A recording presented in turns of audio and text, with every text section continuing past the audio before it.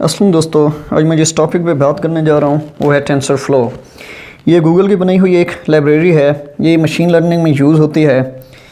किस तरीके से पाइथन लाइब्रेरी में इसे इंस्टॉल करते हैं, ये मशीन लर्निंग और डीप न्यूरल में इस्तेमाल होता है। ये अपने आप में भी एक लैंग्वेज है।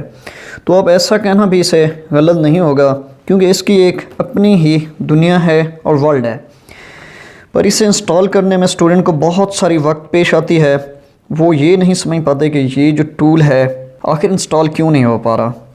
कई बार ऐसा भी होता है कि सारी चीज़ें स्टूडेंट ने सही तरीके से इंस्टॉल की होती हैं और इसमें इन्वायरमेंट वेरिएबल भी सही तरह से सेट किए होते हैं, लेकिन फिर भी इनको ये मैसेज बार बार आता है कि नॉट सेटिस्फाइड विजन अवेलेबल नहीं है। तो इसकी रीज़न मैं सबसे पहले क्लियर कर देता हूँ कि टेंसर फ्लो लाइब्रेरी जो है वो अब से पहले सिर्फ 3.6 वर्जन पाइथन इन्वायरमेंट का, पाइथन इंटर ऑपरेटर का जो 3.6 वर्जन आता था उसके लिए अवेलेबल थी।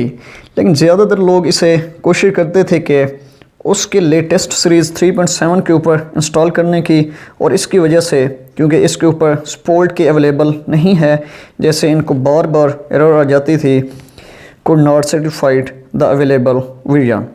और टेंसर फ्लो का 2.4 वर्जन आ चुका है जो कि पूरे का पूरा सपोर्टेबल है, ना कि पाइथन सीरीज़ 3.7 के लिए बल्कि सीपी और जीपी वर्जन के लिए भी अवेलेबल है। तो आज की वीडियो पे मैं टेंसर फ्लो के बारे में इतना ही कंसेप्ट लाया था। तो आई होप आप लोगों को ये वीडियो पसंद आई होगी और काम की लगी होगी। तो इसलिए इस वीडियो को लाइक, सब्सक्राइब और अपने दोस्तों के साथ शेयर ज़रूर करें। तो दोस्तों, आज की वीडियो में मैं इतना ही लाया था।